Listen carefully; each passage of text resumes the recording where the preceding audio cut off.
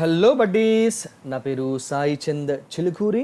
Welcome to minds academy, మన academy. So ఈరోజటి important current టాపిక్స్ని చూసే ముందు మనం డిస్కస్ చేయబోయేటువంటి యొక్క కరెంట్ అఫైర్స్ యొక్క పీడిఎఫ్ ఫైల్స్ మీకు కావాలి అనుకుంటే మీరు మైండ్స్ అకాడమీ యొక్క అప్లికేషన్ని ప్లే స్టోర్ నుంచి ఇన్స్టాల్ చేసి పెట్టుకోండి మీ మొబైల్ ఫోన్లో. ఓకే, సో ఇందులో ఉన్నటువంటి పీడిఎఫ్ ఫైల్స్ని మీరు డౌన్లోడ్ చేసుకొని చదువుకోవచ్చు. ఎగ్జామ్స్లో మంచి మార్కులు సాధించడానికి ఇవి మీకు ఖచ్చితంగా ఉపయోగపడతాయి. సో ఈరోజటి ఇంపార్టెంట్ కరెంట్ టాపిక్స్ చూసుకుంటే ఫస్ట్ టాపిక్ వచ్చేసి భారతదేశం యొక్క చమురు, ఇండియా యొక్క చమురు అమెరికాలో నిల్వ చేయబోతున్నామని చెప్పేసి నిల్వ చేద్దామని చెప్పేసి ఒక ప్రపోజల్ని తీసుకొని రావడం జరిగిందనమాట. ఎవరు అంటే మన ఇండియన్ గవర్నమెంట్ అమెరికా ప్రభుత్వంతో జరుగుతున్నటువంటి ఒక సమ్మిట్లో భాగంగా. ఎందుకోసం మరి ఈ విధంగా స్టోర్ చేసి పెడతారు, కారణాలు ఏంటి, మరి ఇట్లాంటి స్టోరేజెస్ ఇండియాలో ఏమైనా ఉన్నాయా అని చూసుకుంటే ఇండియా, మన భారతదేశం తన యొక్క ముడి చమురును అమెరికాలోని వ్యూహాత్మక పెట్రోలియం నిల్వ కేంద్రాలలో,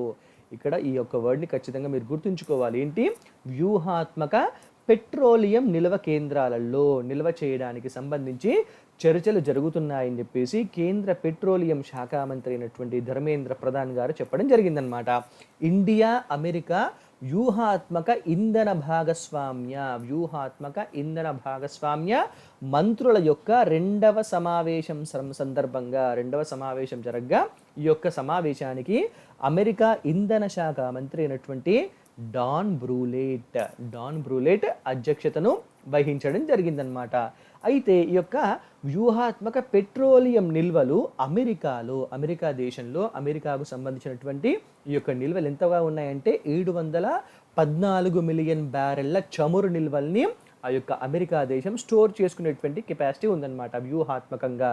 అయితే ఇండియాలో మాత్రము కేవలము 38 మిలియన్ బ్యారెళ్ళు మాత్రమే మన దగ్గర స్టోరేజ్ కెపాసిటీ ఉంది. అది స్ట్రాటజికల్ స్టోరేజ్ కెపాసిటీ. ఇది కేవలం మన యొక్క దేశీయ అవసరాలు ఎన్ని రోజుల కంటే 9.5 రోజులకు మాత్రమే సరిపడేటువంటి స్టోరేజ్ మన దగ్గర ఉందన్నమాట. సో దీన్ని పెంచడం కోసం ఇండియన్ గవర్నమెంట్ ప్రయత్నాలు చేస్తుంది. అయితే ఇంటర్నేషనల్ ఎనర్జీ ఏజెన్సీ, అంతర్జాతీయ ఇంధన ఏజెన్సీ ప్రకారము కనీసం 90 రోజులకు సరిపడా నిల్వలు అనేటువంటివి దగ్గర ఉంచుకోవాలి సభ్య దేశాలు అని చెప్పేసి ఈ యొక్క అంతర్జాతీయ ఇంధన ఏజెన్సీ చెబుతుందన్నమాట. అసలు ఎందుకోసం మరి ఈ వ్యూహాత్మక పెట్రోలియం నిల్వల్ని పెట్టుకోవాలి దగ్గర అంటే, ఇక్కడ మీకు ఒక చిన్న ఎగ్జాంపుల్ చెప్తాను, దాన్ని బట్టి మీకు అర్థమవుతుంది. 1972లో ఇండియాకి తర్వాత పాకిస్తాన్కి రెండింటికి కూడా యుద్ధం జరిగిందనమాట. ఎందుకోసం అంటే ఈస్ట్ పాకిస్తాన్ ఉంది కదా, ప్రజెంట్ మనం పిలుస్తున్నటువంటి బంగ్లాదేశ్ అనమాట. సో ఈ యొక్క ఈస్ట్ పాకిస్తాన్కి సహాయం చేయడం కోసము ఇండియా అనేది రంగంలోకి దిగింది. సో ఆ యుద్ధంలో ఇండియా విజయం సాధించింది. అయితే ఈ టైంలో మన దేశంలో పెట్రోలియం సంస్థలు అన్నీ కూడా పెట్రోలియం అంతా కూడా ఆ పెట్రోల్ సంస్థలన్నీ ప్రైవేటు పరంగా ఉన్నాయన్నమాట. గవర్నమెంట్ యొక్క ఆధీనంలో లేవు పెట్రోల్ సంస్థలు. అయితే ఈ యొక్క ఇండియాను ఇంటర్నేషనల్ లెవెల్లో ఒత్తిడి పెంచడం కోసము పాకిస్తాన్ ఏం చేసిందంటే, మన దేశంలో ఏ విదేశాలకు చెందినటువంటి పెట్రోల్ సంస్థలు అయితే ఉన్నాయో, ప్రైవేట్ పెట్రోల్ సంస్థలు, ఆ యొక్క దేశాలతోటి ఈ సంస్థలపైన ఒత్తిడి తీసుకొచ్చాయన్నమాట. ఏమని అంటే, భారతదేశంలో ఉన్నటువంటి ప్రభుత్వానికి, ప్రజలకు మీరు పెట్రోల్ని సరఫరా చేయకండి అంటే చేయకుండా ఉండడం కాదు, పెట్రోల్ని బయటకు తీయకండి, క్రూడ్ ఆయిల్ని తీయకండి. తీస్తే ఏమవుతుంది, ఖచ్చితంగా ఇండియన్ గవర్నమెంట్ ఆ పెట్రోల్ని వాడుకుంటుంది కదా ఏంటి అగ్రిమెంట్ ప్రకారము. సో మీరు దాన్ని బయటకు తీయకుండా లాక్డౌన్ పెట్టేసేయండి. అప్పుడు ఇండియాకు పెట్రోలియం అంటే చమురు అనేటువంటిది లేక, పెట్రోల్ డీజిల్ అనేటువంటిది లేక ట్రాన్స్పోర్టేషన్ కష్టమవుతుంది, సరైనటువంటి ఆహార పదార్థాల సరఫరా జరగదు.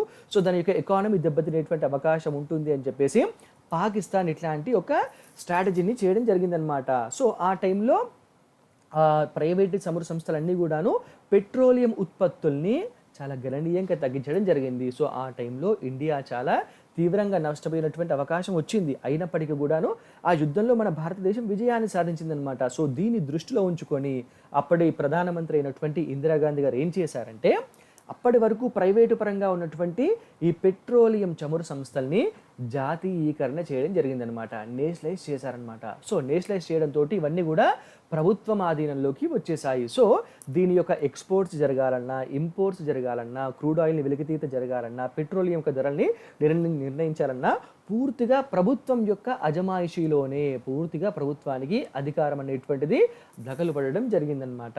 సో దీంతో పాటు మన ఇందిరాగాంధీ గారు మరొక ఆలోచన ఏం చేశారంటే, ఫైన్, ఇండియాలో పెట్రోలియం సంస్థలు ఉన్నాయి, మన దగ్గర ఉన్నటువంటి చమురు బావుల నుంచి పెట్రోల్ని, క్రూడ్ ఆయిల్ని బయటికి తీస్తున్నాయి. మనం అదేవిధంగా చాలా మేజర్ పోర్షన్ ఎక్కువ మొత్తంలో విదేశాల నుంచి దిగుమతి చేసుకుంటాం కదా. సో అట్లాంటప్పుడు ఏ దేశం నుంచి అయితే మనం ఇంపోర్ట్స్ చేసుకుంటున్నామో ఆ దేశంతో ప్రజెంట్ మనకు సాన్నిహిత్యం అంటే స్నేహం ఉన్నప్పటికీ భవిష్యత్తులో ఒకవేళ శత్రుత్వం కనుక ఏర్పడితే, తెలియని కారణాల వల్ల ఏర్పడితే, ఆ దేశం నుంచి మన దేశానికి పెట్రోలియం దిగుమతులైనటువంటివి తగ్గిపోయే అవకాశం ఉంటుంది. కాబట్టి ఆ విధంగా తగ్గిపోతే దేశీయంగా మన అవసరాలైనటువంటివి తీర్చుకునేటువంటి పరిస్థితి ఉండదు. సో అందుకోసం అని చెప్పేసి మనం ఖచ్చితంగా స్ట్రాటజికల్గా, వ్యూహాత్మకంగా పెట్రోలియం రిజర్వ్స్ని పెట్టుకోవాలి, చమురు యొక్క నిల్వల్ని పెంచుకోవాలి, వ్యూహాత్మక పెట్రోలియం నిల్వలు, చమురు నిల్వల్ని పెంచుకోవాలనేటువంటి ఉద్దేశంతో మన ఇందిరాగాంధీ గారు ప్లాన్ చేసి మన దగ్గర పెట్రోలియం చమురు నిల్వల్ని ఎంత మేరకు అంటే 5.3 MMT అంటే మిలియన్ మెట్రిక్ టన్స్ అనమాట. సో అంత మేరకు ఏర్పాటు చేయాలని చెప్పేసి నిర్ణయం చేయడం జరిగింది. రైట్ నో మన దగ్గర 5.33 MMT వరకు ఉందన్నమాట, మిలియన్ మెట్రిక్ టన్స్ వరకు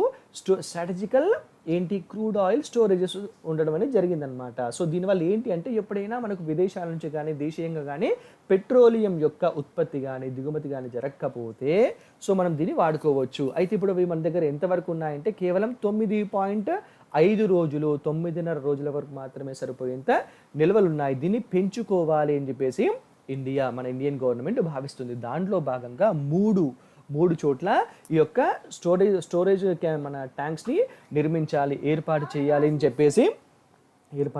చెప్పేసి ఆలోచన చేసింది. సో దానిలో భాగంగా ఎక్కడెక్కడ అంటే, ఇక్కడ మీకు ఇచ్చాను చూడండి.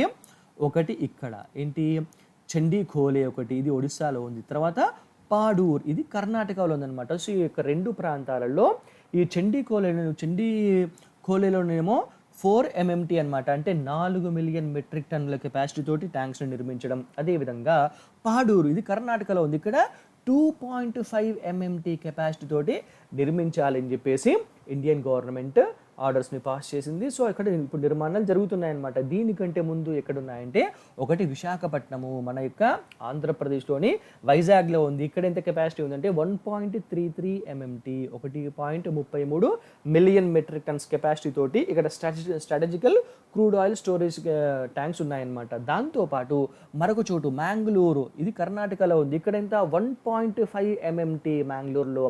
దీంతో పాటు పాడూరులోనే ఇప్పుడు పాడూరులో నిర్మిస్తున్నారని చెప్పాను కదా. సో అక్కడ అంతకంటే ముందే ఇంకొక స్ట్రాటజికల్ క్రూడ్ ఆయిల్కి మన స్టోరేజ్ ట్యాంక్స్ ఉన్నాయన్నమాట. సో అక్కడ ఎంత ఉంది అంటే 2.5 MMT.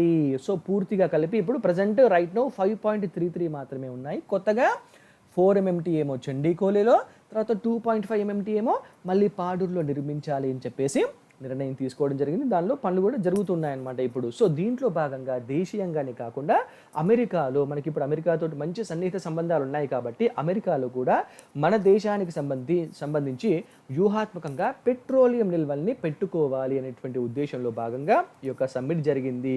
సో దీనిపైన ముందు ఏ విధమైనటువంటి నిర్ణయాలు తీసుకుంటారు, ఎక్కడెక్కడ ఎంత మొత్తంలో ఈ యొక్క strategical crude oil storage tanks నిర్మిస్తారు అనేది మనం చూసుకుందాం. ఎగ్జామినేషన్ పాయింట్ ఆఫ్ వ్యూలో చాలా ఇంపార్టెంట్, చూసుకోండి. Fine. Next topic, care ratings survey. Care rating survey అంటే, లాక్డౌన్ కారణంగా ఆదాయాలు పడిపోవడంతో రాష్ట్రాల యొక్క రుణ పరిమితి పైన కేంద్ర ప్రభుత్వము సడలింపులు ఇచ్చింది కదా. సో బాబు మీరు మన అప్పులు తెచ్చుకోండి పర్వాలేదు అని చెప్పేసి, అది ఎంతవరకు అప్ టు 5% వరకు తీసుకోవచ్చు అని చెప్పేసి మొన్న సెంట్రల్ గవర్నమెంట్ జీవో పాస్ చేసిందని చెప్పేసి మనం డిస్కస్ చేసుకున్నాం కదా. సో దాంట్లో భాగంగా ఇప్పుడు ఏమైంది అంటే, లాక్డౌన్ ప్రకటించిన టైం నుంచి ఆదాయాలు పడిపోవడంతో ఈ యొక్క రాష్ట్రాల యొక్క రుణ పరిమితి పైన కేంద్ర ప్రభుత్వం ఏమో సడలింపులు ఇచ్చింది. సో ఈ యొక్క సడలింపుల్ని ఈ రాష్ట్రాలు చాలా భారీ ఎత్తున సద్వినియోగం చేసుకున్నాయంటే, భారీ ఎత్తున అప్పుల్ని సేకరించడం జరిగిందనమాట. అది ఎంత మొత్తంలో ఉందంటే ఏప్రిల్ 1వ తారీఖు నుంచి జూలై 14 వరకు తీసుకుంటే అన్ని రాష్ట్రాలు కలిపి 1.93 లక్షల కోట్లు, అంటే 1,93,000 కోట్లు అప్పుగా తీసుకోవడం జరిగిందనమాట. సో దీన్ని లాస్ట్ ఇయర్ తోటి కంపేర్ చేసుకుంటే 2019తో కంపేర్ చేసుకుంటే 76% అధికంగా రుణాలు పొందినట్లుగా లెక్క ఉందన్నమాట. సో ఇప్పటికే రాష్ట్ర ప్రభుత్వాలు అన్నింటికీ కలిపి 52.6 లక్షల కోట్లు, అంటే 52,06 కోట్ల రూపాయలు, 52,52.6 lakh crores అప్పుగా ఉండడం జరిగిందనమాట. దీనికి ఇప్పుడు అదనంగా 1.93 లక్షల కోట్లు కూడా జత కావడం జరిగింది. అయితే గత 5 సంవత్సరాలతో పోలిస్తే రాష్ట్రాల యొక్క రుణాలు, రాష్ట్రాల యొక్క అప్పులు అనేటువంటివి రెట్టింపు అయినట్లు కేర్ రేటింగ్ సంస్థ చెప్పడం జరిగిందన్నమాట. ఇది చేసినటువంటి సర్వేలో ఈ విధంగా గత 5 సంవత్సరాలతో పోలిస్తే ఎంత 5 టైమ్స్ రుణాలు రెట్టింపు అయింది, డబుల్ అయిందని చెప్పేసి చెప్పడం జరిగింది. ఎంత 5 సంవత్సరాల పీరియడ్లో. అయితే ఈ యొక్క అప్పులలో ఎవరు ఎక్కువగా అప్పులు చేశారు, ఏ రాష్ట్రం చేసింది అంటే 6 లక్షల కోట్ల రూపాయలతోటి, 6 లక్షల కోట్ల రుణంతో ఉత్తరప్రదేశ్ ఫస్ట్ ప్లేస్లో ఉంటే 5 లక్షల కోట్ల రుణంతో మహారాష్ట్ర సెకండ్ ప్లేస్లో ఉండడం జరిగిందనమాట. ఆ తరువాతి స్థానాలలో వెస్ట్ బెంగాల్, తమిళనాడు, రాజస్థాన్, ఆంధ్రప్రదేశ్, గుజరాత్, కర్ణాటక, కేరళ, మధ్యప్రదేశ్లు ఉన్నాయి ఈ యొక్క అప్పులలో. ఇక్కడ నోట్ పెట్టాను చూడండి. ఇదేంటి అంటే రాష్ట్రం యొక్క జిఎస్డిపి, రాష్ట్ర స్థూల దేశీయ ఉత్పత్తి. సో ఈ యొక్క జిఎస్డిపిలో 25% వరకు రుణం ఉండవచ్చు అని చెప్పేసి ఆర్థిక సంఘం సూచించడం జరిగిందనమాట. కానీ ఆంధ్రప్రదేశ్, వెస్ట్ బెంగాల్, రాజస్థాన్లు మాత్రం, ఈ 3 రాష్ట్రాలు వీటిని 30%కి మించి రుణాన్ని తీసుకోవడం జరిగిందనమాట. సో ఈ విధంగా భారీ ఎత్తున రుణాల యొక్క సమీకరణ అనేటువంటిది జరుగుతుంది. అయితే ముందు ఇంతగా రుణాలు పెరిగితే మన ఆ యొక్క రాష్ట్రాల యొక్క అభివృద్ధి అనేటువంటిది కుంటుపడే అవకాశం కూడా ఉండే పరిస్థితులు కనిపిస్తున్నాయి. సో చూసుకుందాం మరి ముందు ఏమవుతుంది. ఎగ్జామినేషన్ పాయింట్ ఆఫ్ వ్యూలో ఇంపార్టెంట్ చూసుకోండి. నెక్స్ట్, భారత్లో గణనీయంగా తగ్గినటువంటి పేదరికం. ఇండియాలో పావర్టీ అనేది చాలా పెద్ద మొత్తంలో తగ్గింది అని చెప్పేసి ఎవరు చెప్తున్నారు? యుఎన్డిపి, యునైటెడ్ నేషన్స్ డెవలప్మెంట్ ప్రోగ్రామ్తో పాటు Oxford poverty and human development initiative, ఇవి రెండు కలిపి చేసినటువంటి ఒక సంయుక్త నివేదికలో ఏమని తెలిసింది? భారత్లో, మన ఇండియాలో పావర్టీ అనేది చాలా పెద్ద మొత్తంలో తగ్గింది అని చెప్పేసి తెలుస్తుందన్నమాట. ఇది ఎప్పటి నుంచి ఎప్పటి వరకు మధ్యలో అంటే 2005, 2006 నుంచి 2015-16 అంటే 10 సంవత్సరాలు, ఒక దశాబ్దం టైంలో మన ఇండియాలో ఎంత అంటే 27.30 కోట్లు, 27 కోట్ల 30 లక్షల మంది దారిద్ర్యం నుంచి బయటపడ్డారని చెప్పేసి UNDP and OPHI, Oxford poverty and human development ఇనిషియేటివ్ల యొక్క సంయుక్త నివేదికలో తెలవడం జరిగిందనమాట. ఇవి రెండు కూడా ఏం చేశాయంటే ఈ యుఎన్డిపి అండ్ ఓపిహెచ్ఏలు 75 దేశాల యొక్క స్థితిగతులు, వాటి యొక్క స్థితిగతుల్ని అధ్యయనం చేసి భారత్తో సహా ఇండియాతో కలిపి 65 దేశాల్లో పరిస్థితులు, అక్కడి దారిద్ర్యం యొక్క పరిస్థితులు మెరుగయ్యాయి. చాలా పెద్ద మొత్తంలో ప్రజలందరూ కూడా పేదరికం నుంచి బయటపడ్డారు అని చెప్పేసి ఈ రెండు సంస్థలు చెప్పడం జరిగిందనమాట. మరి దేని ఆధారంగా, ఏ ఇండెక్స్ ఆధారంగా ఈ యొక్క దారిద్ర్యాన్ని లెక్కించారు అంటే MPI, multi dimension poverty index, MPI ఆధారంగా దారిద్ర్యాన్ని లెక్కించడం జరిగిందనమాట. ఈ ఎంపీఐలో ఏమేమి ఉంటాయంటే ఆరోగ్యం, విద్య, జీవన ప్రమాణాలు, పౌష్టికాహారం, పనిలో నాణ్యత, హింసా భయం, నివసించే ప్రాంతాల్లో వాతావరణం. సో వీటన్నింటి ఆధారంగా, ఈ యొక్క ప్రమాణాల ఆధారంగా ఈ యొక్క ఎంపీఐని, మల్టీ డైమెన్షన్ పావర్టీ ఇండెక్స్ని లెక్కించడం జరుగుతుందన్నమాట. ఇండియాలో 2006 సంవత్సరంలో ఇండియా యొక్క ఎంపీఐ విలువ 0.283 ఉంటే ఇది 2016కి వచ్చేసరికి 0.2123కి తగ్గడం జరిగిందనమాట. సో ఈ విధంగా తగ్గడము అంటే చాలా మంచి ప్రతిభను కనబరచడమే పేదరికాన్ని తగ్గించే విషయంలో. అయితే ఇండియాలో ఉన్నటువంటి జార్ఖండ్ రాష్ట్రము అన్ని రాష్ట్రాల కంటే వేగంగా తన యొక్క ఎంపీఐ విలువను 74.9%, ఇది 2006లో ఉండే 74.9% నుంచి 46.5%కి తగ్గించుకోవడం జరిగింది. సో పావర్టీ ఇంత మొత్తంలో తగ్గింది. అప్పట్లో 74 అంటే 100%లో 74.9% పేదవాళ్ళు ఉంటే ఇప్పుడు దాన్ని 46.5%కి తగ్గించడం జరిగింది 2016 సంవత్సరం వరకు. సో ఎగ్జామినేషన్ పాయింట్ ఆఫ్ వ్యూలో చాలా చాలా ఇంపార్టెంట్, చూసుకోండి. నెక్స్ట్ ఎకోసోక్. ఏంటి ఈ ఎకోసోక్ అంటే కరోనా మహమ్మారి విసిరినటువంటి పెను సవాళ్ళ నేపథ్యంలో, ఇప్పుడు కరోనా సృష్టిస్తున్నటువంటి ఈ సంక్షోభము సవాళ్ళ నేపథ్యంలో మారినటువంటి ప్రపంచ అవసరాలు. సో దీనివల్ల ప్రపంచం యొక్క అవసరాలు గణనీయంగా మారుతున్నాయి కదా. సో ఈ యొక్క అవసరాలకు అనుగుణంగా యునైటెడ్ నేషన్స్ ఐక్యరాజ్య సమితి కూడా తనకు తాను సంస్కరించుకోవాల్సినటువంటి అవసరం ఉంది అని చెప్పేసి ఐక్యరాజ్య సమితి 75వ వార్షికోత్సవ సందర్భంగా యునైటెడ్ నేషన్స్ ఆర్థిక సామాజిక మండలి ఎకనామిక్ సోషల్ కౌన్సిల్, దీన్ని ఎకోసోక్ అంటారనమాట. Economic council and social council, దీన్ని ఎకోసోక్గా పిలుస్తారు. ఏంటి? ఆర్థిక సామాజిక మండలి. ఈ యొక్క సమావేశంలో మన ప్రధానమంత్రి మోడీ గారు చెప్పడం జరిగింది. ఏమని? ప్రపంచ అవసరాలకు అనుగుణంగా ఐక్యరాజ్య సమితిని సంస్కరించాల్సినటువంటి అవసరం చాలా ఉంది అని చెప్పేసి చెప్పారనమాట. రెండో ప్రపంచ యుద్ధ కష్టాల నుంచి, సెకండ్ వరల్డ్ వార్ యొక్క కష్టాల నుంచి ఉద్భవించినటువంటి ఐక్యరాజ్య సమితి కరోనా వల్ల మళ్ళీ పునర్జన్మను ఎత్తాల్సినటువంటి అవసరం ఉంది. అంటే తనను తాను సంస్కరించుకోవాలి, ప్రస్తుతం ఉన్నటువంటి అవసరాలకు అనుగుణంగా తనకు తాను మార్చుకోవాలి అని చెప్పేసి మన ప్రధానమంత్రి గారు చెప్పారనమాట. దాంతోపాటు ఈ ఎకోసోక్ అంటే ఏంటి? ఎకనామిక్ అండ్ సోషల్ కౌన్సిల్ యొక్క మొదటి అధ్యక్షుడిగా రామస్వామి మొదలియార్ గారు పనిచేశారు. సో ఆయన ఇండియన్ అని చెప్పేసి మోడీ గారు గుర్తు చేయడం జరిగిందనమాట ఈ యొక్క సమ్మిట్లో. అయితే మరి ఐక్యరాజ్య సమితి గురించి మనం చూసుకుంటే, యునైటెడ్ నేషన్స్గా పిలిచేటువంటి యొక్క ఐక్యరాజ్య సమితి అంతర్జాతీయ చట్టము, భద్రత, ఆర్థిక అభివృద్ధి, సామాజిక అభివృద్ధి, మానవ హక్కులపైన సమిష్టి కృషి చేసేందుకు ప్రపంచ దేశాలు ఏర్పాటు చేసుకున్నటువంటి ఒక అంతర్జాతీయ సంస్థనే ఐక్యరాజ్య సమితి అన్నమాట. అయితే మొదటి ప్రపంచ యుద్ధం తర్వాత ఏర్పాటు చేసిన నానాజాతి సమితి, దీన్ని లీగ్ ఆఫ్ నేషన్స్గా పిలుస్తారనమాట. ఈ నానాజాతి సమితి రెండవ ప్రపంచ యుద్ధాన్ని నివారించడంలో, ఆపడంలో ఫెయిల్ అయిందనమాట. విఫలం కావడంతో దీనికి ఏంటి? నానాజాతి సమితికి ప్రత్యామ్నాయంగా 1945లో ఐక్యరాజ్య సమితి స్థాపించబడడం జరిగిందనమాట. ప్రస్తుతం ఐక్యరాజ్య సమితిలో అంటే యునైటెడ్ నేషన్స్లో 193 దేశాలు సభ్య దేశాలుగా ఉన్నాయి. సో ఈ ఐక్యరాజ్య సమితిలో ప్రధానంగా 6 అంగాలు, 6 వింగ్స్ ఉంటాయన్నమాట. 6 అంగాలు ఉంటాయి.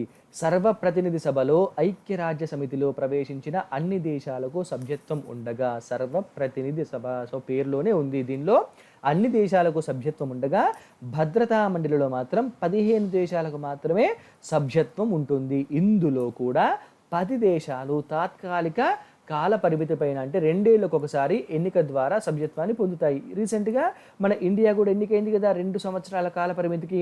సో ఈ విధంగా 10 దేశాలు 2 సంవత్సరాలకు ఒకసారి ఎన్నిక ద్వారా సభ్యత్వాన్ని పొందుతూ ఉంటాయి. దీనిలో సెక్యూరిటీ కౌన్సిల్లో, భద్రతా మండలిలో. కానీ మిగతా 5 దేశాలు మాత్రము శాశ్వతమైనటువంటి సభ్య దేశాలు. అవి ఏమేమిటివి? America, Russia, Britain, China, France. ఈ 5 కూడా శాశ్వతమైనటువంటి సభ్య దేశాలు. సో ఎగ్జామినేషన్ పాయింట్ ఆఫ్ వ్యూలో మీకు చాలా చాలా ఇంపార్టెంట్. దీని యొక్క హెడ్ క్వార్టర్స్ ఎక్కడుంది? న్యూయార్క్, అమెరికాలో ఉన్నటువంటి న్యూయార్క్ నగరంలో ప్రధాన కార్యాలయం ఉంది. దీని యొక్క ప్రస్తుత ప్రధాన కార్యదర్శి ఎవరు? Antonio Guterres. సో ఇది ఐక్యరాజ్య సమితికి చెందినటువంటి బ్రీఫ్ ఇన్ఫర్మేషన్, చూసుకోండి. నెక్స్ట్ హెచ్సిఎల్కి కొత్త బాస్ వచ్చారనమాట. హెచ్సిఎల్ అంటే ఏంటి? Hindustan computers limited. ఇదేంటి? ఒక ఐటీ దిగ్గజ సంస్థ అయినటువంటి హెచ్సిఎల్కు శివనాడార్ దీన్ని స్థాపించినటువంటి వ్యక్తి అనమాట. సో శివనాడార్ గారి యొక్క స్థానంలో కొత్త చైర్పర్సన్గా వీరి కూతురైనటువంటి రోష్ని నాడార్ మల్హోత్రా నియమితులు కావడం జరిగిందనమాట. భారత స్టాక్ మార్కెట్లో లిస్ట్ అయినటువంటి ఒక ఐటీ కంపెనీకి చైర్పర్సన్గా పగ్గాలను చేపట్టినటువంటి తొలి మహిళగా ఘనతను సాధించడం జరిగింది. ఎవరు? రోష్ని నాడార్ మల్హోత్రా. దాంతోపాటు వీరు ఇంతకుముందే ఇంకొక ఘనతను కూడా సాధించారనమాట. అదేంటి అంటే దేశంలోనే అత్యధిక సంపద గల మహిళగా కూడా రోష్ని నాడార్ మల్హోత్రా గారు రికార్డు స్థాపించడం జరిగింది. ఫైన్, ఎగ్జామినేషన్ పాయింట్ ఆఫ్ వ్యూలో ఇంపార్టెంట్ చూసుకోండి. నెక్స్ట్, జ్వరం, దగ్గు, శ్వాసలో ఇబ్బంది ఏంటివి అంటే కోవిడ్ బారిన పడ్డటువంటి వారిలో అనేక రకాల లక్షణాలు కనిపిస్తున్నప్పటికీ అమెరికాకు చెందినటువంటి సెంటర్ ఫర్ డిసీజ్ కంట్రోల్ ఏమంటుంది అంటే అందరిలో జ్వరం, దగ్గు, శ్వాస తీసుకోవడంలో ఇబ్బంది అనేటువంటి ఇవి మాత్రము చాలా కామన్గా ఏదో ఒకటి మాత్రం ఖచ్చితంగా ఉంటుంది అని చెప్పేసి చెబుతుందన్నమాట. ఏంటి? అమెరికాకు చెందిన సెంటర్ ఫర్ డిసీజ్ కంట్రోల్. అయితే ఇది ఇంకేం చెప్తుంది అంటే 96% మంది బాధితుల్లో జ్వరం లేదా దగ్గు లేకపోతే శ్వాస సమస్యలు ఇందులో ఏదో ఒకటి మాత్రం ఖచ్చితంగా రావడం అయితే ఉంటుంది. ఎంత? 96% కరోనా బారిన పడ్డటువంటి బాధితుల్లో. అయితే 45% మందిలో మాత్రము ఈ 3 లక్షణాలు కూడా కనిపించాయి అని చెప్పేసి ఈ యొక్క సెంటర్ ఫర్ డిసీజ్ కంట్రోల్ చెప్తుందన్నమాట. దీంతో పాటు 84% మందిలో దగ్గు, 80% మందికి జ్వరం కూడా రావడం జరిగింది. సో ఈ విధంగా సిమ్టమ్స్ అనేటువంటివి ఉంటున్నాయి కరోనా సోకినప్పుడు అని చెప్పేసి సెంటర్ ఫర్ డిసీజ్ కంట్రోల్ చెప్పడం జరిగింది. ఫైన్. నెక్స్ట్, పంజాబ్కి చెందినటువంటి ప్రతిష్ఠా దేవేశ్వర్ గారు వీల్ చైర్ పైనే చదువుకుంటూ ప్రతిష్టాత్మకమైనటువంటి ఆక్స్ఫర్డ్ యూనివర్సిటీలో సీటు సంపాదించినటువంటి తొలి భారతీయురాలిగా రికార్డును సృష్టించడం జరిగింది. ఎగ్జామినేషన్ పాయింట్ ఆఫ్ వ్యూలో చాలా చాలా ఇంపార్టెంట్. దాంతోపాటు మనమందరం కూడాను అంటే ఇక్కడ చిన్న విషయం ఏంటంటే మనకి ఏమైనా చిన్న కష్టం వచ్చినా లేకపోతే చిన్న నష్టం వచ్చినా ఒక దెబ్బ తాకినా కూడా చాలా బతికింతే, నేను ఇంకేం సాధించలేను, నేను మొత్తం కూడా దిగజారిపోతున్నాను, అసలు నేను ఏమేం సాధించలేకుండా శక్తిహీనుని అయిపోతున్నా అని చెప్పేసి ఎంతోమంది డీమోటివేట్ అవుతారనమాట. సో అట్లాంటి వాళ్ళందరికీ కూడాను ఈవిడ యొక్క జీవిత చరిత్ర ఒక మంచి గుణపాఠము, అంటే ఒక మంచి మోటివేషన్ కింద తీసుకొని మనం కూడా ఏదైనా సరే సాధించవచ్చు అని చెప్పేసి ఒక ప్రేరణని పొందే అవకాశం ఉంటుంది. ఏంటి అంటే ఈవిడ వీల్ చైర్ మీదనే చదువుకుంటూ ప్రతిష్టాత్మకమైనటువంటి ఆక్స్ఫర్డ్ యూనివర్సిటీలో సీటును సంపాదించడం జరిగిందనమాట. ఈవిడ ఢిల్లీలో లేడీ శ్రీరామ్ కాలేజీలో డిగ్రీని పూర్తి చేసి ఎలాగైనా సరే నేను ఆక్స్ఫర్డ్ యూనివర్సిటీలో సీటు సంపాదించాలని చెప్పేసి చాలా కష్టపడి చదువుకుంటూ తను అనుకున్నటువంటి లక్ష్యాన్ని చేరుకున్నారు ప్రతిష్ఠా దేవేశ్వర్ గారు. సో ఈ విధంగా ఆక్స్ఫర్డ్ యూనివర్సిటీలో సీటును సంపాదించినటువంటి తొలి భారతీయురాలుగా ఈ విధంగా వీల్ చైర్ పైన చదువుకుంటూనే సీటు సంపాదించినటువంటి ఫస్ట్ ఇండియన్గా రికార్డును సృష్టించడం జరిగింది. ఈవిడ మనందరికీ కూడాను ఒక మంచి మోటివేషన్ ఇచ్చారు. మనం జీవితంలో ఏదైనా సరే సాధించగలం అని మనల్ని మనం నమ్మడానికి, మన శక్తి సామర్థ్యాల్ని పెంపొందించుకోవడానికి. ఓకే, నెక్స్ట్, చార్జర్స్కి 4,800 కోట్లు చెల్లించండి అని చెప్పేసి తీర్పు చెప్పడం జరిగింది. ఎవరు అంటే ఆర్బిట్రేటర్ అయినటువంటి జస్టిస్ సికే ఠక్కర్. ఏ విషయంలో అంటే ఐపీఎల్ నుండి ఇండియన్ ప్రీమియర్ లీగ్ నుంచి దక్కన్ చార్జర్స్ డీసీ జట్టును తొలగించడం పైన ముంబై హైకోర్టు నియమించినటువంటి ఆర్బిట్రేటర్ జస్టిస్ సికే ఠక్కర్, అంటే మధ్యవర్తి అనమాట. జస్టిస్ సికే ఠక్కర్ గారు తీర్పిచ్చారనమాట. ఈ తీర్పు ప్రకారం ఏంటి అంటే డీసీ డక్కన్ చార్జర్స్ యాజమాన్యానికి బీసీసీఐ, మన భారతదేశంలో క్రికెట్ని నియంత్రించేటువంటి వ్యవస్థ అనమాట. ఈ బీసీసీఐ 4,800 కోట్ల రూపాయలు చెల్లించాలి పెనాల్టీ కింద అని చెప్పేసి తీర్పునివ్వడం జరిగింది. అయితే ఈ యొక్క విషయం పైన, ఈ తీర్పు పైన హైకోర్టులో అప్పీల్ చేసేటువంటి అవకాశం బీసీసీఐకి ఉందన్నమాట. చూద్దాం మరి ఏమవుతుందో. నెక్స్ట్, ఎమ్మెల్యే పద్మావతి గారి యొక్క ఆవిష్కరణకు జాతీయ స్థాయి గుర్తింపు దక్కడం జరిగిందనమాట. దేంట్లో అంటే కోవిడ్-19 పరీక్ష చికిత్స విషయంలో జాతీయ పరిశోధన అభివృద్ధి సంస్థ నిర్వహించినటువంటి పోటీలో ఆంధ్రప్రదేశ్ నుండి 2 ఆవిష్కరణలకు, ఏపీ నుంచి 2 ఆవిష్కరణలకు జాతీయ స్థాయి గుర్తింపు రాగా అందులో ఒకటి సింగనమల వైఎస్ఆర్సీపీ ఎమ్మెల్యేగా ఎన్నికైనటువంటి పశ్చిమ నియోజకవర్గానికి ఎమ్మెల్యేగా ఎన్నికైనటువంటి వైఎస్ఆర్సీపీ పార్టీకి చెందిన జొన్నలగడ్డ పద్మావతి గారి యొక్క ఆధ్వర్యంలో రూపొందించబడ్డటువంటి ఒక ఆవిష్కరణకి కూడా జాతీయ స్థాయిలో గుర్తింపు రావడం జరిగిందనమాట. ఈవిడ ఏం చేశారు అంటే ఈవిడ ఎంటెక్ చదివారనమాట. ఎంటెక్ చదివినటువంటి పద్మావతి గారు వైద్య సిబ్బంది కరోనా సోకకుండా, ఈ యొక్క వైద్య సిబ్బందికి కరోనా సోకకుండా ఉండేటువంటి సెల్ఫ్ అట్మాస్ఫియరిక్ మూవబుల్ క్యాబిన్ని రూపొందించడం జరిగిందనమాట. ఈ క్యాబిన్‌లో ఏంటి అంటే వైద్య సిబ్బంది గనుక ఈ క్యాబిన్‌లోకి వెళ్తే వీరికి ఇది చాలా ట్రాన్స్‌పరెంట్‌గా ఉంటుందనమాట. సో, దీనిలో వీళ్ళు కూర్చున్నప్పుడు వీరికి ఏ విధమైనటువంటి ప్రొటెక్షన్ అంటే వీళ్ళు ఎట్లాంటి పీపీఈ కిట్స్ ధరించకుండా ఇందులో కూర్చున్నప్పటికీ కూడా కరోనా అనేటువంటిది వీళ్ళకు సోకే అవకాశాలు ఉండవు. దాంతో పాటు వీళ్ళు ఈ క్యాబిన్ నుంచి బయటికి రాగానే ఆటోమేటిక్‌గా ఈ యొక్క శానిటైజేషన్ మొత్తం కూడా ఈ క్యాబిన్‌లో జరిగిపోయి మళ్ళీ తిరిగి వేరే వాళ్ళు కూడా వాడుకోవడానికి ఈ క్యాబిన్ అనేటువంటిది వితిన్ మినిట్స్‌లో రెడీ అయిపోతుందనమాట. సో, ఈ యొక్క ఆవిష్కరణ ఎవరు చేశారు? ఎమ్మెల్యే పద్మావతి గారు. ఈవిడ సింగనమల నియోజకవర్గానికి ఎమ్మెల్యేగా వైఎస్ఆర్సీపీ పార్టీ తరపున ఎన్నిక కావడం జరిగింది. ఎగ్జామినేషన్ పాయింట్ ఆఫ్ వ్యూలో చాలా చాలా ఇంపార్టెంట్ చూసుకోండి. సో, ఈ విధంగా అంటే ఒక ప్రజాప్రతినిధి కూడా ఈ విధమైనటువంటి ఆవిష్కరణలు చెయ్యగలరు. వాళ్ళు కూడా మనం అంటే ప్రజాప్రతినిధులు అంటే మనకు ఒక చిన్న చూపు ఉంటుంది కదా, వాళ్ళు కేవలం ఏంటి రాజకీయాలు అవి ఇవి అని చెప్పేసి అనుకుంటాం. కానీ వీళ్ళల్లో కూడా మంచి చదువులు చదివినటువంటి వాళ్ళు ఎంతోమంది ఉన్నారు. వాళ్ళ యొక్క మేధస్సుతోటి ప్రజల యొక్క ఆరోగ్యానికి మన దేశ సౌభాగ్యానికి కూడా తోడ్పడుతూ ఉన్నారు. సో, ఎగ్జామినేషన్ పాయింట్ ఆఫ్ వ్యూలో ఇంపార్టెంట్ చూసుకోండి. నెక్స్ట్ శాంపిల్ రిజిస్ట్రేషన్ సిస్టమ్ నివేదిక. ఏంటి నివేదిక అంటే పనిచేసే వయస్సుగా భావించేటువంటి 25 సంవత్సరాల నుంచి 59 సంవత్సరాల లోపు ఉన్నటువంటి వాళ్ళల్లో తెలుగు రాష్ట్రాలలో ఉన్నటువంటి జనాభాలో 70% పైగా ఉన్నట్టుగా సెన్సస్ కమిషనర్ రిజిస్ట్రార్ జనరల్ యొక్క గణాంకాల ప్రకారము శాంపిల్ రిజిస్ట్రేషన్ సిస్టము ఒక నివేదికను విడుదల చేయడం జరిగిందనమాట. సో, మన యొక్క తెలుగు రాష్ట్రాలలో ఉన్నటువంటి పాపులేషన్లో పనిచేసేటువంటి వారు ఎంత 25 నుంచి 59 ఏళ్ళ లోపు ఉన్నటువంటి వాళ్ళు 70%కి పైగా మానవ వనరులు ఉన్నాయి మన యొక్క తెలుగు రాష్ట్రాలలో అని చెప్పేసి ఈ యొక్క నివేదికలో శాంపిల్ రిజిస్ట్రేషన్ సిస్టమ్ యొక్క నివేదికలో తెలవడం జరిగింది. మరి జాతీయ స్థాయిలో ఎంత ఉంది అంటే కేవలం 66% మాత్రమే ఉంది. సో, జాతీయ స్థాయి కంటే కూడాను మన యొక్క తెలుగు రాష్ట్రాలలో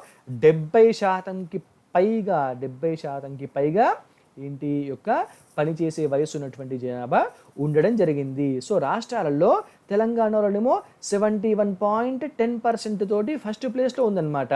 ఆంధ్రప్రదేశ్ సెకండ్ ప్లేస్లో 70.90% తోటి సెకండ్ ప్లేస్లో ఉంది. శ్రమించేటువంటి మానవ వనరులు ఉన్నారు మన యొక్క తెలుగు రాష్ట్రాలలో. అదేవిధంగా 69.90% తోటి మూడవ స్థానంలో ఢిల్లీ ఉండగా 59.90% తోటి 59.90% తోటి బీహార్ లాస్ట్ ప్లేస్లో ఉండడం జరిగింది. ఎగ్జామినేషన్ పాయింట్ ఆఫ్ వ్యూలో చాలా చాలా ఇంపార్టెంట్ చూసుకోండి. Okay, next India European union యొక్క వర్చువల్ సమ్మిట్ జరిగిందనమాట. సో, ఇది ఏంటి అంటే 15వ భారత యూరోపియన్ యూనియన్ యొక్క సదస్సు, శిఖరాగ్ర సదస్సు. ఇది వర్చువల్ మీటింగ్. ఎందుకోసం అంటే కరోనా వల్ల ఈ యొక్క వర్చువల్ మీటింగ్ జరగగా మన ఇండియా తరపున ప్రధానమంత్రి మోడీ గారు పాల్గొంటే యూరోపియన్ యూనియన్ తరపున యూరోపియన్ కౌన్సిల్ ప్రెసిడెంట్ అదేవిధంగా యూరోపియన్ కమిషన్ ప్రెసిడెంట్ వీరిద్దరు కూడా